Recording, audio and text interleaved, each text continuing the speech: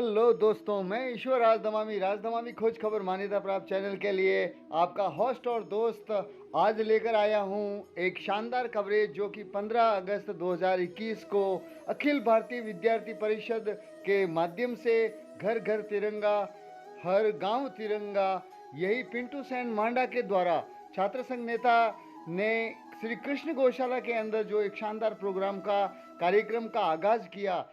लोगों को, युवाओं को, महिलाओं को, व्यक्तियों को ज़्यादा से ज़्यादा देशभक्ति से ओतप्रोत करते हुए उनको देशभक्ति की भावनाओं से जोड़े रखना, इस तरीके का कार्यक्रम अखिल भारतीय विद्यार्थी संघ के द्वारा हुआ।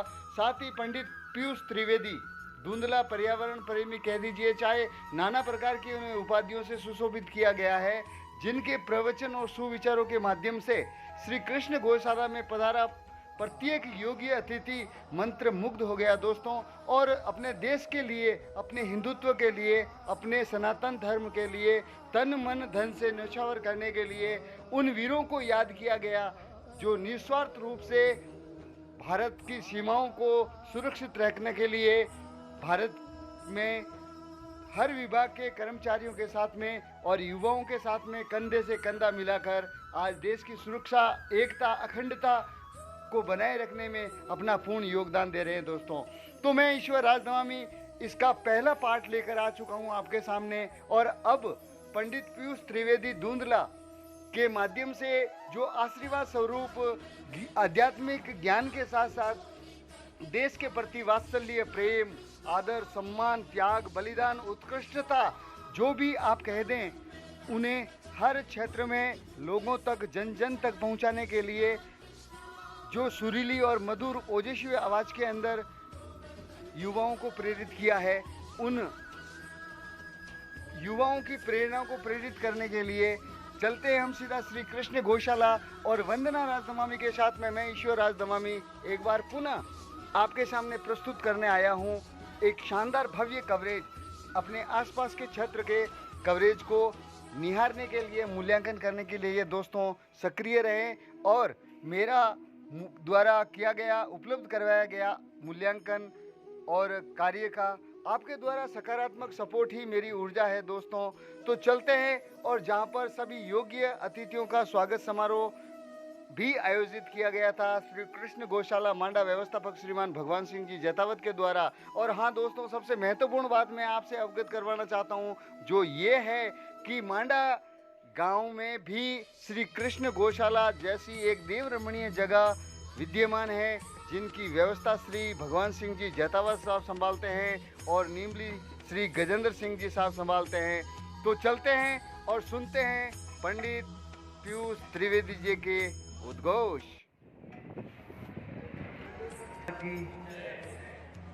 आज स्वतंत्रता दिवस है, 75वां स्वतंत्रता दिवस अमृत महोत्सव के रूप में हम सभी लोग मना रहे हैं। और 75वें दिवस में हमारी जो प्रसन्नता है उसका पारावार नहीं रहना चाहिए, उसका ठिकाना नहीं रहना चाहिए। जैसे जिन लोगों के विवाह में 25 वर्ष हो जाते हैं, 50 वर्ष हो जाते हैं, सिल्वर जुबली, गोल्डन जुबली मनाते हैं, तो कितनी खुशी जाहिर करते हैं। वो तो व्यक्तिगत स्तर की बात है, और ये संपूर्ण राष्ट्र की बात है। और हम भारत माता की जय बुला रहे, और आवाज शिथिल है, भारत माता की जय। अभी नहीं गूंजी आवाज, भारत माता की जय, भारत माता की जय। बहुत ही सुंदर। अखिल भारतीय विद्यार्थी परिषद के तत्वावधान में आयोजित राष्ट्रीय पर्व स्वतंत्रता दिवस, जिसके विषय में कल ही मुझे यहाँ अवगत करवाया गया था, तो उन्होंने जैसे ही कहा कृष्ण गौशाला, तो ना का तो नाम ही नहीं जैसे ही उन्होंने कृष्ण गौशाला में आयोजन का कहा, तो इस स्थान से हमारा विशेष लगाव भी है, गौ माता के चरणों में विशेष। तो अभी धुंधला में भी स्वतंत्रता दिवस का हर विद्यालय स्तर पे कार्यक्रम होता है, तो वहाँ पर हम जो है अभी पूरा हुआ था वो कार्यक्रम। तो एक आपसे निवेदन रहेगा मेरा, हालांकि यहाँ पे शायद पहली बार ध्वजारोहण हुआ है ना, दूसरी बात इन्होंने कहा, मैंने फ़ोन किया वहाँ से कार्यक्रम पूरा होते ही, मैंने कहा कि लेट तो नहीं हो गया, मैं आऊँ या नहीं, कैसे करना। तो बोले कि नहीं, हम आपकी प्रतीक्षा कर रहे हैं। ऐसा है, भविष्य में हम इस बात का जरूर ध्यान रखें। राष्ट्रीय पर्व, राष्ट्र सबसे सर्वोपरि होता है और राष्ट्र ध्वज भी सर्वोपरि होता है हर व्यक्ति के लिए। और मैं नहीं, कोई भी वीवीआईपी व्यक्ति हो, कैसा भी व्यक्ति हो, 9 बजे से पूर्व ध्वजारोहण का कार्यक्रम हो जाना चाहिए। और यहाँ पे 15-20 मिनट का विलंब हुआ। इस बात को हम, कोई आए चाहे नहीं आए, वीआईपी बाद में आए, कोई भी आए, लेकिन 9 बजे से पहले पहले हमारा राष्ट्रीय ध्वज लहरा लेना चाहिए। एक बात तो ये। दूसरी बात, जिस स्वतंत्रता को आज हम अनुभव कर रहे हैं, ये बहुत ही लोगों के, बहुत ही चुनिंदा त्याग की प्रतिमूर्ति लोगों के कारण ये हमें आज अवसर देखने को मिल रहा है। सभी लोगों का योगदान रहा है। सुभाष चंद्र बोस का अपनी जगह योगदान रहा है, वल्लभ भाई पटेल का अपनी जगह योगदान रहा है। जहां नरम दल सक्रिय था तो गरम दल का भी अपना एक वजूद था। उन्होंने अपने प्राण न्योछावर करके इस स्वतंत्रता को प्राप्त किया है, हासिल किया है। तभी तो हम आप सभी लोग इस प्रकार के समारोह में स्वतंत्रता पूर्वक, प्रसन्नता पूर्वक बोल पा रहे हैं, सुन पा रहे हैं, समारोह कर पा रहे हैं। नहीं तो कल हम टीवी पे एक रिटायर्ड कर्नल का इंटरव्यू देख रहे थे, तो उन्होंने कहा था जब ब्रिटिश साम्राज्य था तो लोगों के अंदर ये भयाक्रांत लोगों को किया गया कि वहां चले जाओगे, उनके परिसर में चले जाओगे, उनके डिपार्टमेंट में चले जाओगे तो वो ज्यादा सुनते नहीं है, गोली मार देंगे। तो ऐसा ऐसा भय रहा।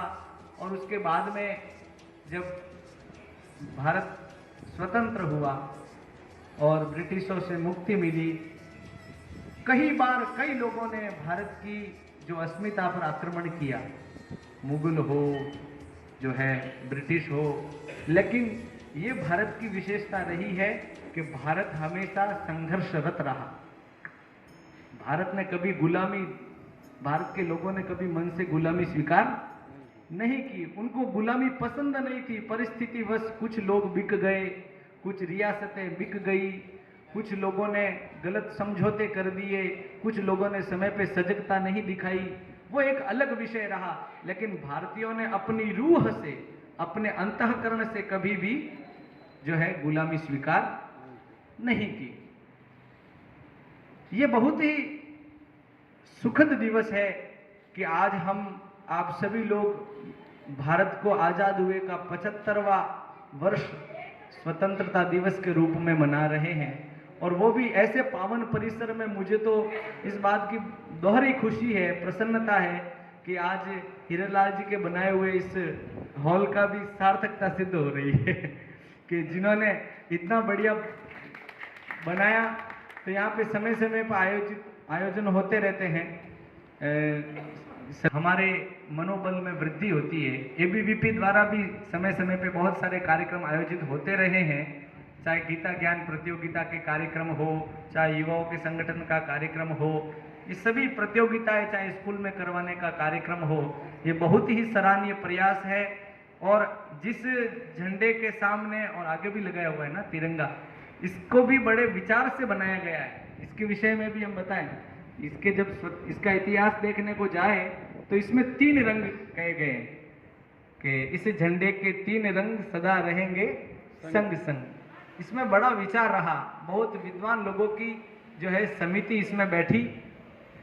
सबसे ऊपर जो है ये केसरिया रंग है और ये त्याग का प्रतीक है। ये रंग है त्याग और बलिदान का प्रतीक माना जाता है। आप देखने भी जाओगे, इतिहास भी पढ़ोगे तो इस रंग को लेने के पीछे प्रमुख रूप से उन लोगों को वरीयता देना रहा है जिन्होंने इस देश को स्वतंत्र करने के लिए प्राणों की आहुति दी। इस झंडे को भी तय करने में कई बार फेरबदल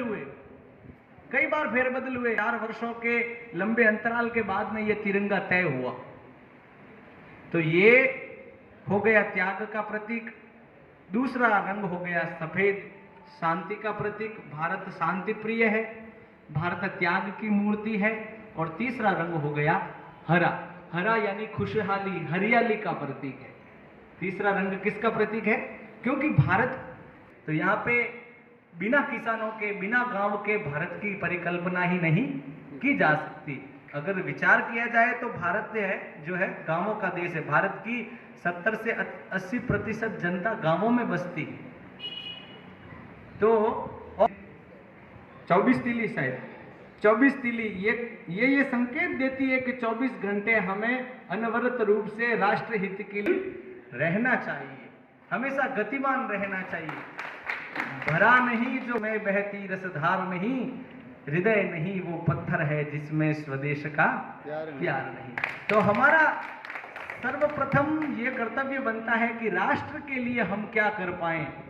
आज देखो, अभी ताजा उदाहरण है, नीरज चोपड़ा ने गोल्ड मेडल जीता, उनके लिए ताली बजाइए पहले तो। लोगों को लगा कि इसने तो 2 मिनट में भाला फेंक दिया और 87 पॉइंट समथिंग मीटर्स फेंका, तो अरबों रुपए इसके ऊपर कैसे बरस गए। उसके पीछे अरबों रुपए बरसने के कारण है। वो भाला केवल 5 मिनट में फेंका गया, लेकिन उसके पीछे का जो 25 साल का उसका संघर्ष है उसको किसी ने नहीं देखा।